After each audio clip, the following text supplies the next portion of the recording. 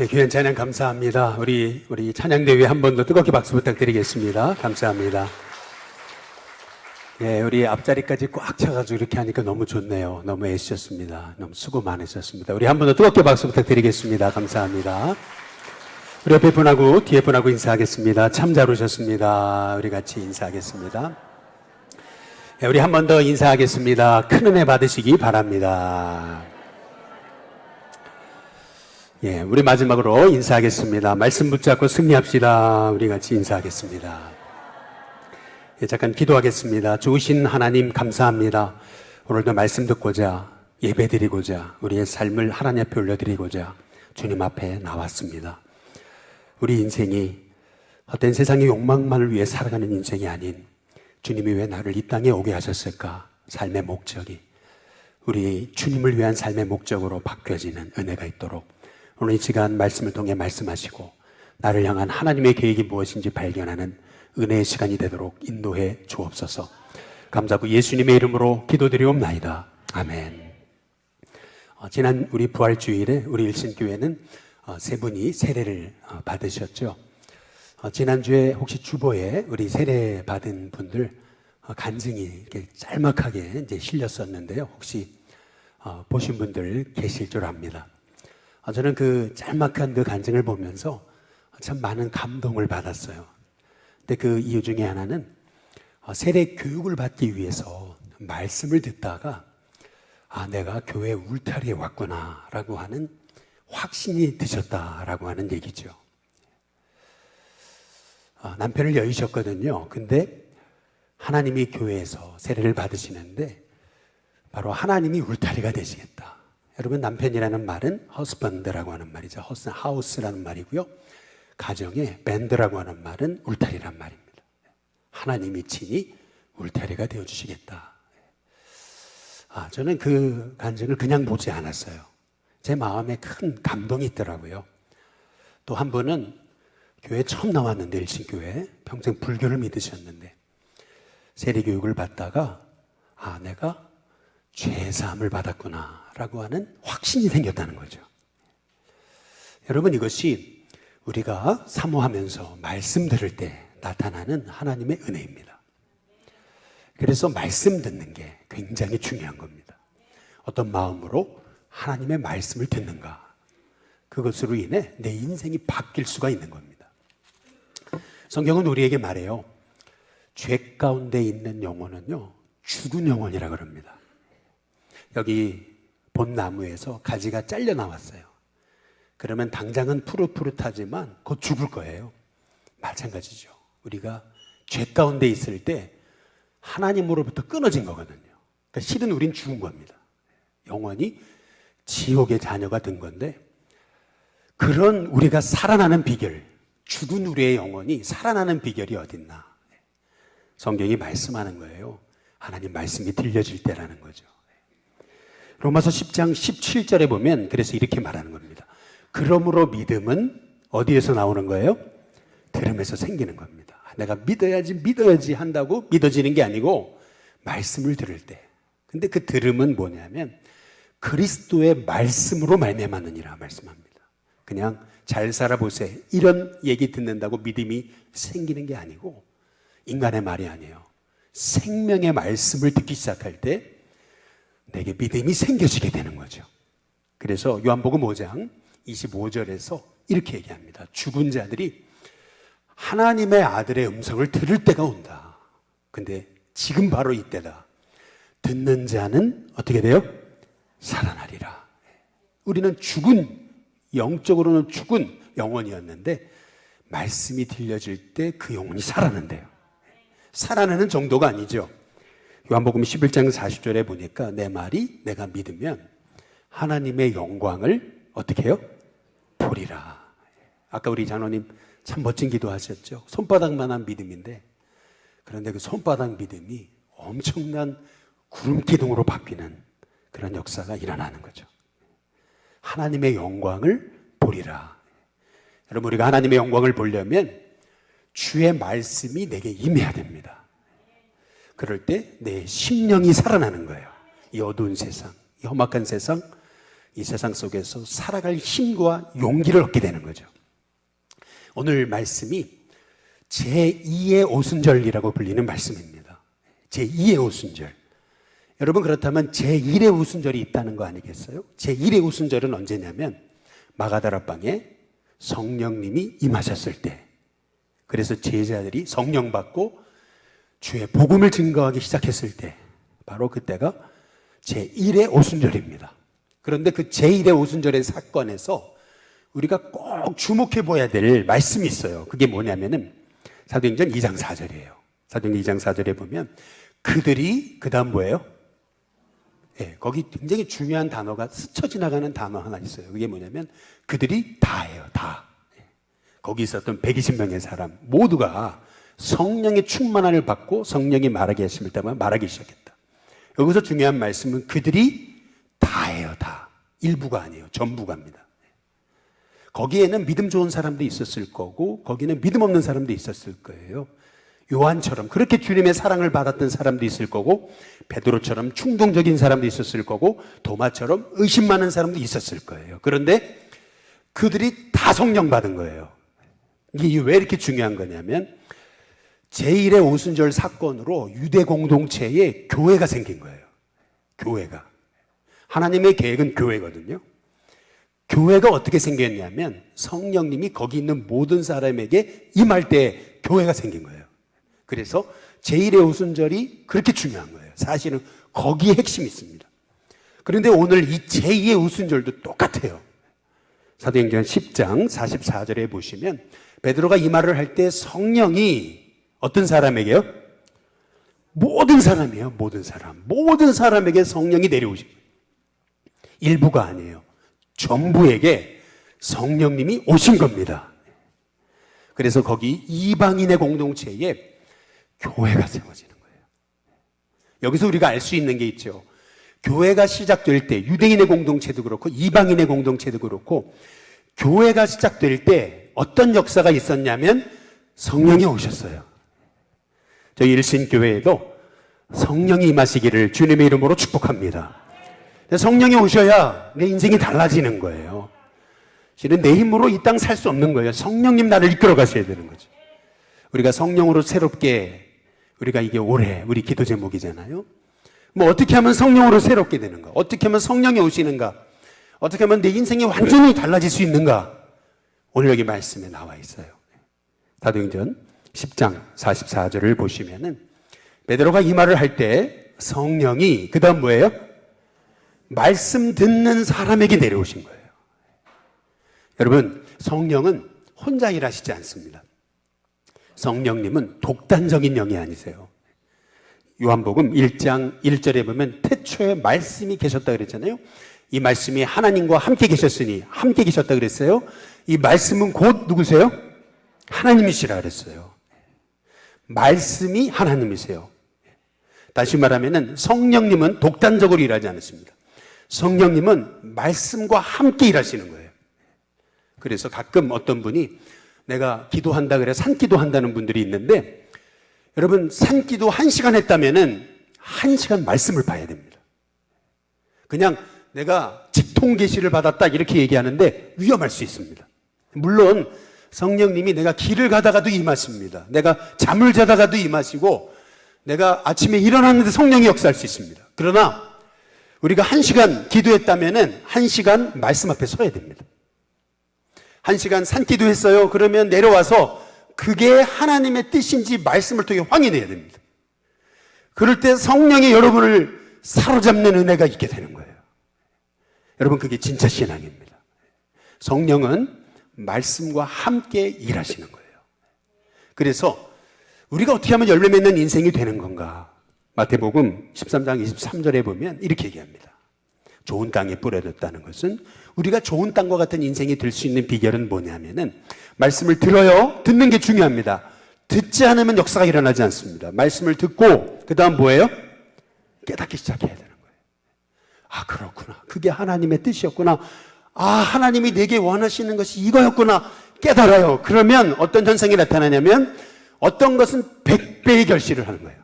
어떤 것은 60배의 결실을 합니다. 어떤 것은 30배의 결실을 하는 거예요. 저는 우리 일신교회 성도님들이 말씀 듣기를 사모하는 성도님 되시기를 주님의 이름으로 축복합니다. 뿐만 아니라 들었으면 성령님이 역사하셔서 깨달아 알게 하시는 은혜가 있게 되시길 주님의 이름으로 축복합니다. 깨달아야 돼요. 깨달아야 돼요. 아, 이 하나님 뜻이구나. 그때 내 삶이 바뀌어요. 그러면서 30배, 60배, 100배의 열매를 하는 열매 있는 크리스찬이 되는, 오늘 기도하신 것처럼 입만 무성한 크리스찬이 되지 않아요. 정말 열매 있는 크리스찬이 되려면 말씀이 임하고 깨달아야 돼요.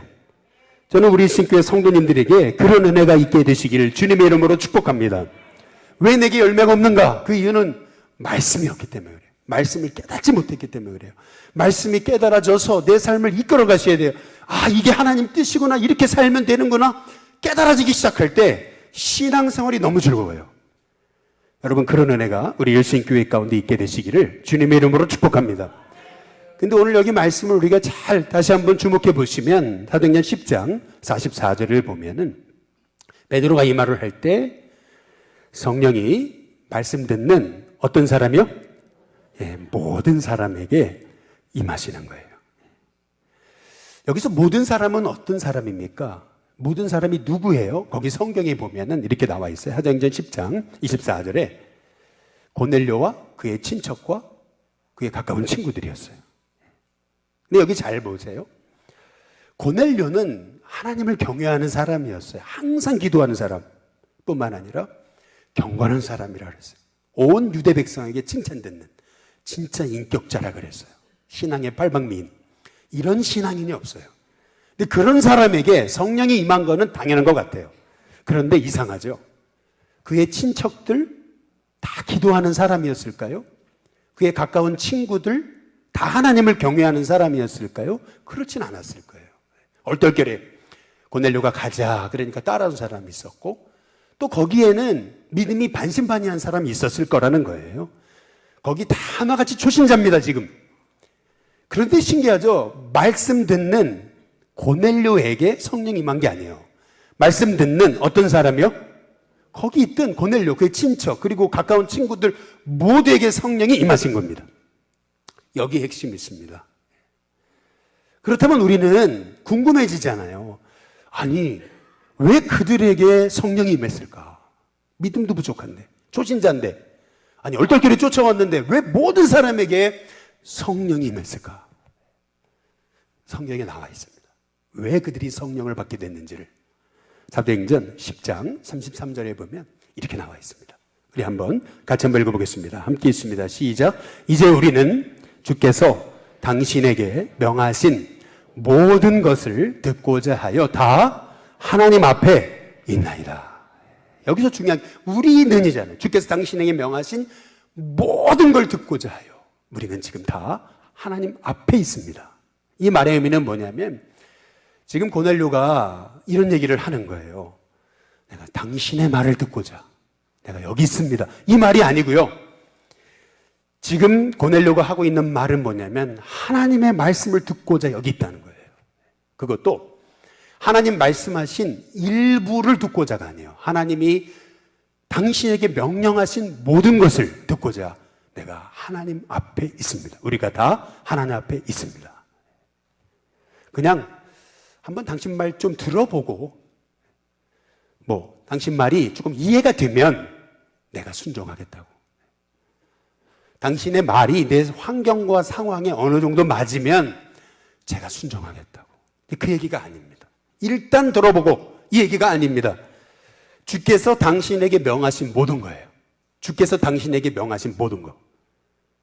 그것을 듣고자 다 하나님 앞에 있습니다. 여기서 중요한 게 뭐냐면 우리 주님이 제게 무엇을 말씀하시든지 제가 그 말씀대로 살겠습니다. 이 고백입니다.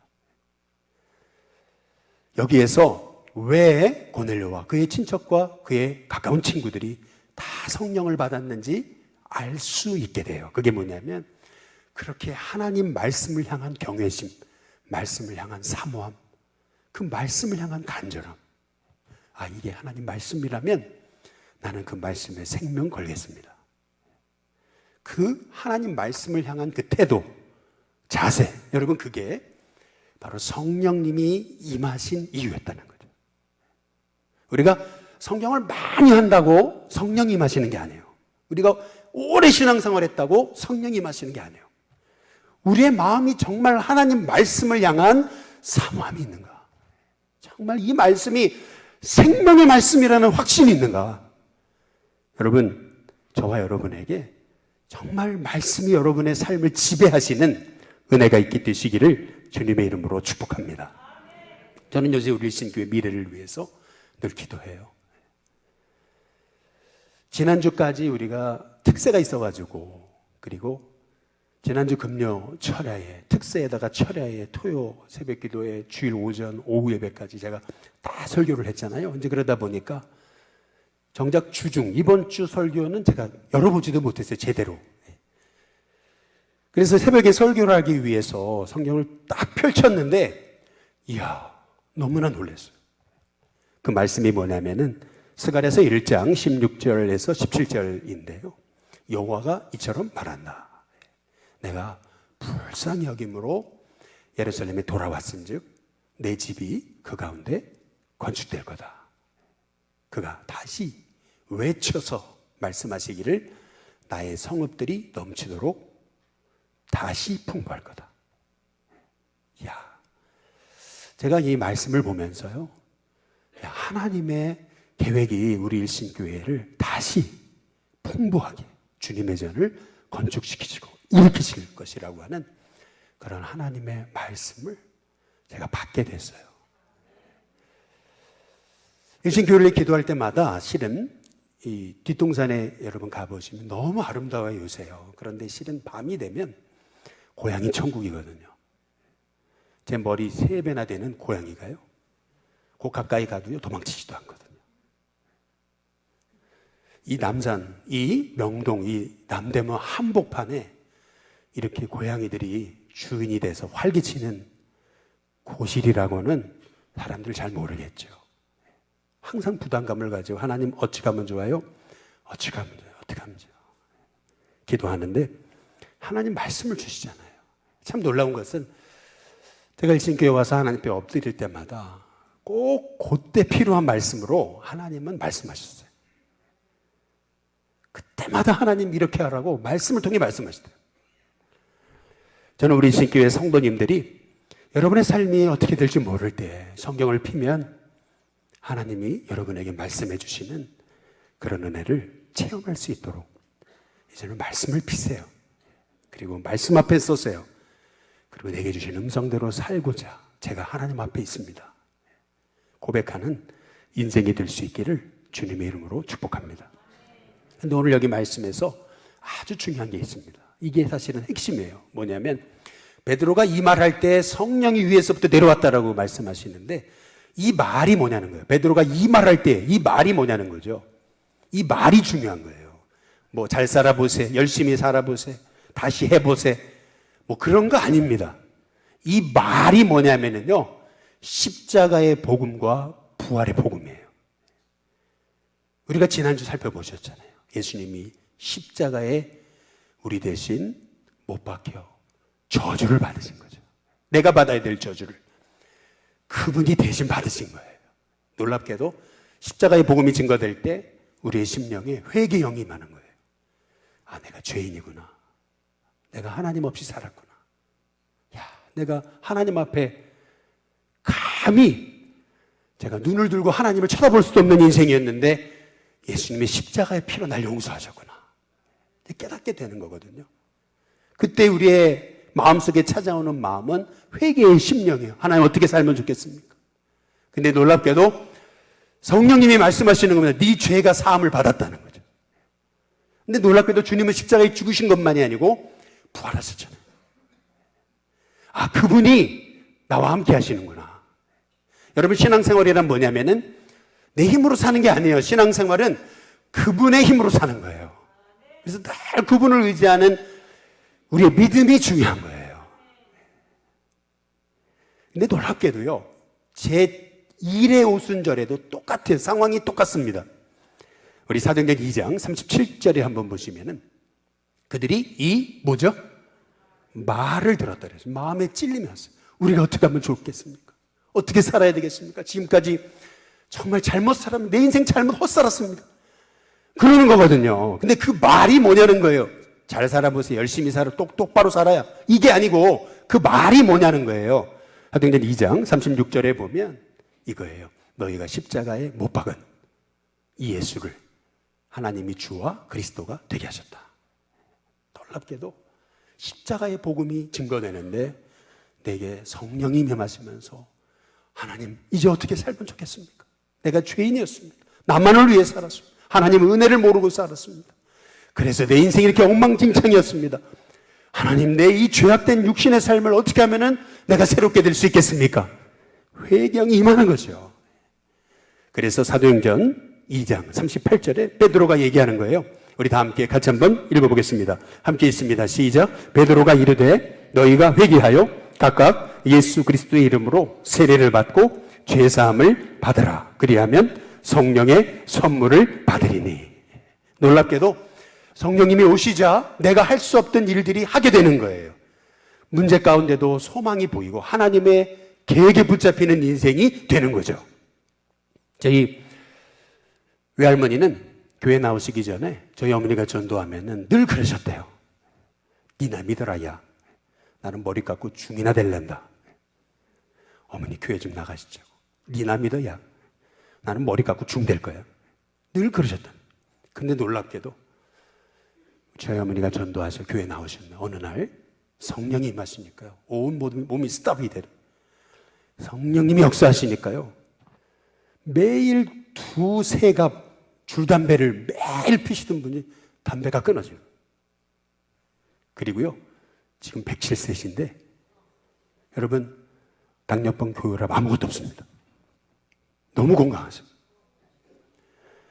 여러분 우리가요 하나님 손에 붙잡히면요 내 힘으로 안 되는 것들이 됩니다. 그래서 우리는 내 힘으로 사는 게 아니고 하나님의 은혜로 사는 거예요. 그 은혜가 어떻게 임하는 거냐면 하나님 말씀이 임해야 돼요. 살기는 살아야 돼요. 어떻게 사는지 모르겠어요. 주님을 위해 살겠습니다. 힘이 없어요. 늘 어떤 분 그러잖아요. 먹고 나면 허기지다고. 마찬가지예요. 예배 드리고 난데 허기져요. 왜요? 성경이 없어 그래요.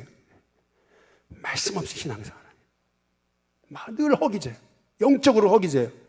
그러나 여러분에게 말씀이 임할 때 이제는 여러분이 성령님이 이끄시는 충만한 내 잔이 넘치나이다 은혜의 삶을 살아가게 될 줄로 믿습니다.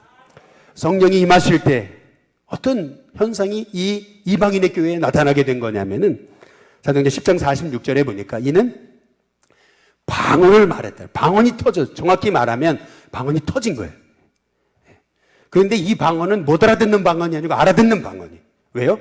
하나님을 높임을 그 다음 뭐라 그랬어요? 들었다 그랬잖아요. 못 알아듣는 게 아니에요. 알아듣는 거예요, 이건요. 이것이 의미하는 것이 뭐냐면요. 여러분, 우리가 성령께 사로잡히면은 말이 바뀝니다. 여러분의 인생이 복이 되려면 말이 바뀌어야 됩니다. 말이 바뀌시기를 주님의 이름으로 축복합니다. 근데 말이 안 바뀌잖아요. 늘 한숨 짓고, 작은 일만 생겨도 그렇게 낙심하고, 못할 것 같고. 근데 신기하죠?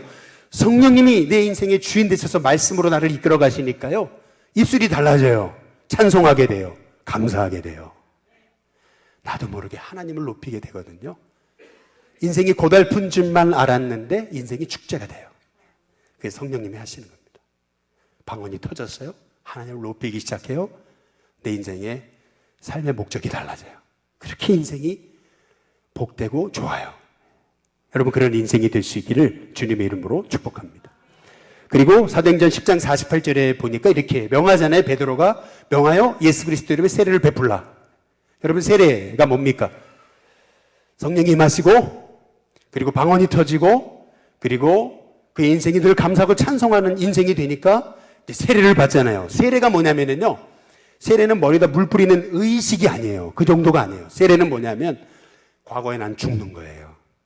그리고 예수님의 생명으로 내가 다시 태어나는 거예요. 그거를 로마서 6장 3절에는 이렇게 얘기합니다. 무릇 그리스도 예수와 어떻게 되는 거예요? 합해지는 거예요. 그게 세례예요. 그리스도 예수와 합하여 세례를 받은 우리는 그의 죽으심과 어떻게 되는 거예요? 합하여 세례를 받는 거예요. 정확히 말하면 세례란 뭐냐 하면 예수님과 연합되는 거예요. 이게 왜 이렇게 중요한 거냐면 원나무에서 가지가 잘려나가요? 그러면 죽은 거예요. 곧 썩을 거거든요. 근데 내가 스스로 생명을 만들어낼 수가 없어요. 왜냐하면 원나무에서 떨어져 나갔기 때문에. 그런데 이 죽은 가지가 이미 죽은 거예요, 사실은요. 푸릇푸릇해도 떨어져 나가는 순간 죽은 거예요. 근데 죽은 가지가 원가지에 붙었어요. 근데 이 원가지는 어떤 가지냐면 생명나무예요. 이 원가지에 딱 붙는 순간, 나는 그분과 연합되는 순간 나는 영원한 생명을 허락받은 사람이 되는 거거든요. 그래서 세례란 뭐냐? 내가 주님과 영원히 연결되는 거예요. 그분이 내와 연결돼 있어요. 그러니까 어떻게 돼요? 그분이 나를 늘 지키시고 함께 하시는 거죠. 여러분, 이것이 세례입니다. 여러분이 세례를 받고 주님의 이름으로 구원받았다면 주님이 여러분과 함께 하심을 믿습니다.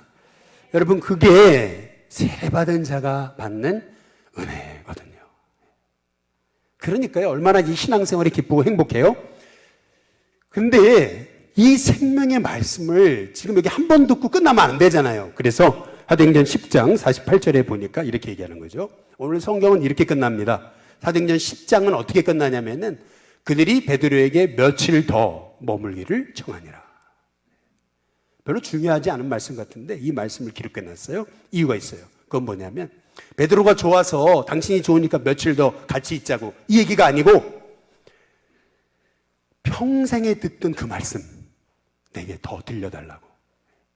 지금 베드로가 지금 여기 고넬료 일행들에게 조금만 더 있어달라고, 며칠만 더 우리와 함께 있어달라고 할 때 그들과 함께 머물게 된 이유는 뭐냐면 말씀 듣고자 하는 사모함이 있기 때문에 베드로가 그들과 함께 며칠 더 머문 겁니다. 여기에 핵심이 있습니다. 여러분, 우리가 주님이 주시는 복의 통로가 되려면 이제는 말씀을 사모해야 됩니다. 아침에 일어났을 때 하나님 말씀이 여러분의 삶을 이끌어 가도록 여러분이 말씀 앞에 서야 되고요. 힘들고 어려울 때 다른 어떤 곳에 가는 것이 아니고 말씀을 펴서 하나님 앞에 엎드려 기도할 때 하나님께서 저와 여러분에게 이 땅의 이 고난과 어려움을 이길 새 힘을, 갈 길을 밝히 보여주실 줄로 믿습니다. 내일 우리 중보기도팀이요, 제주도 성지순례를 떠나거든요. 새벽 4시 반에 출발해요. 그런데 제주도 도착하자마자 가는 곳이 있어요. 그곳이 어디냐면은 제주도의 극동방송입니다. 이제 아마 제주도 가보신 분들은 아시겠지만 왜 극동방송일까? 아니, 서울에도 있고 뭐 지방 다 극동방송이 있는데 왜 제주도까지 가서 극동방송을 가나? 아마 의아하실 거예요. 저도요, 누가 가보라 그러더라고요. 꼭 거기 가야 된다 그러더라고요. 그래서 갔었거든요.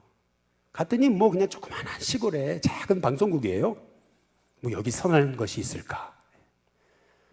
들어갔군요. 근데 뒤로 안내를 하는데, 안내를 해주신 뒤로 딱 나가보니까요, 수천 평의 땅에요, 수십 메타가 되는 그 전파를 보내는 송수신기가 있는데요. 그 여러 개 있어요. 근데 그 송수신기를 1973년인 그때 그거를 설치한 거예요. 그때, 그 옛날에. 이야, 근데 그거를 해놓은 이유가 있더라고요. 그 이유가 뭐냐면은 그 송수신기를 통해서요, 당시에는 북한문이 안 열렸, 당시에는 중국문이 안 열렸기 때문에, 그리고 북한 땅에 복음 전하기 위해서요, 그 송수신기를 통해서 말씀을 쏘는 거예요. 그런데 북한만이 아니고 중국 그리고 일본까지, 일본어로도 쏘는데요, 뿐만 아니라 홍콩, 러시아, 유럽, 남미까지 쏜답니다. 그 송수신기를 가지고 말이죠. 그게 1970년대 그걸 내다보고 지은 거예요, 거기다가. 근데 놀랍죠? 에이, 누가 그걸 듣냐고 이렇게 생각하실지 모르겠는데, 제가요, 작년에 한 일본인을 만났었는데 그 일본인이 너무 신실한 거예요. 그래서 물었던 거죠, 옆에 있던 분이. 아니, 어떻게 당신이 일본인인데 이렇게 신앙이 좋냐고, 예수님 믿게 됐냐고. 그랬더니 그분이 하는 말이, 그렇게 방황할 때 새벽에 말씀이 들려오는데, 그게 극동방송이었는데 그 말씀 듣다가 제가 그리스도인이 됐습니다.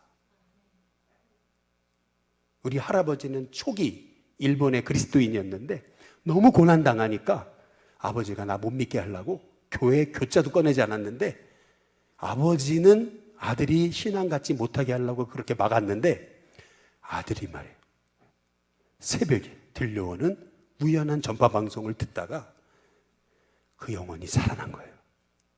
이게 얼마나 놀라워요. 근데 가보니까 그 얘기를 하더라고요.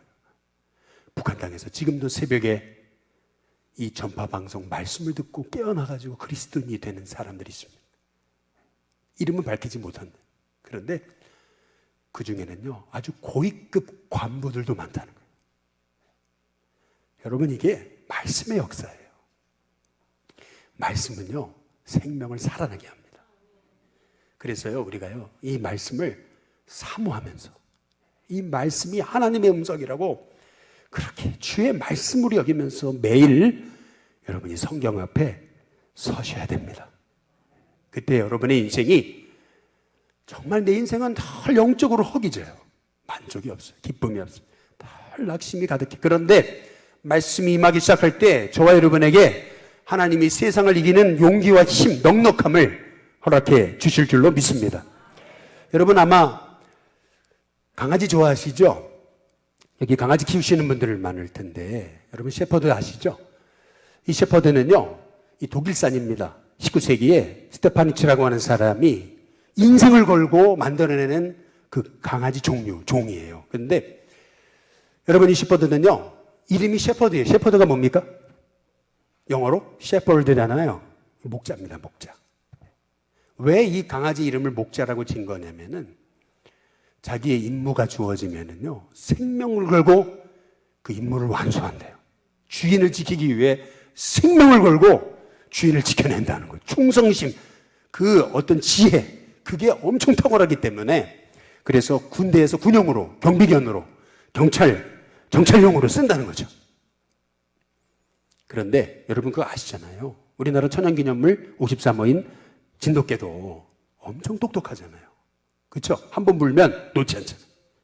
뿐만 아니죠, 얼마나 주인에 대한 충성심이 여러분 셰퍼드 못지 않습니다. 그런데 아니, 진돗개는 군에서 군용으로 쓰질 못해요. 경찰견으로 쓰질 못해요. 왠가? 알고 보니까 이유가 있더라고요. 그게 이유가 뭔지 아세요? 여러분, 셰퍼드는요, 주인이 죽거나 아니면 주인이 이제 제대하잖아요. 그러면 주인을 바꿔야 되잖아요. 주인을 바꾸면은요, 셰퍼드는요, 3일이나 4일 지나면요, 새 주인에게 적응한대요. 네. 그런데요, 진돗개는 아니에요. 진돗개는요, 주인을 못 바꾼대요. 주인을 바꿀 수가 없어요. 주인이 제대하면요, 그러면 주인 쫓아가요. 이게 진돗개입니다. 여러분, 우리가요, 이 세상에 얼마나 유혹이 많아요. 얼마나 우리에게 주인 바꾸라고. 세상이 우리에게 얼마나 손짓합니까? 그런데요, 하나님의 말씀이 우리에게 임하셔서, 말씀으로 임하신 그 성령님이 내 인생의 주인 되기 시작하실 때, 우리 인생은요, 오직 일편단심 예수님. 여러분, 그렇게 살아가게 돼요. 내 힘으로 되는 게 아니에요. 성령님이 내게 은혜 주셔가지고, 아무리 유혹이 오고 시험이 오고 고난이 와도 내가 오직 일편단심, 내가 주님을 위해 살겠습니다. 참 그 마음을 보시고 하나님이 저와 여러분에게 긍휼을 베푸세요. 바라기는 저와 여러분의 인생이 이제는 말씀 앞에 서셔서, 성령님 내게 오늘도 말씀하옵소서. 그래서 성령께 붙잡히도록 늘 말씀으로 여러분이 살아가실 때 여러분의 인생이 살아나고 하나님의 영광을 보고 30배, 60배, 100배의 결실하는 하나님의 종들이 되게 될 줄로 믿습니다. 기도하겠습니다.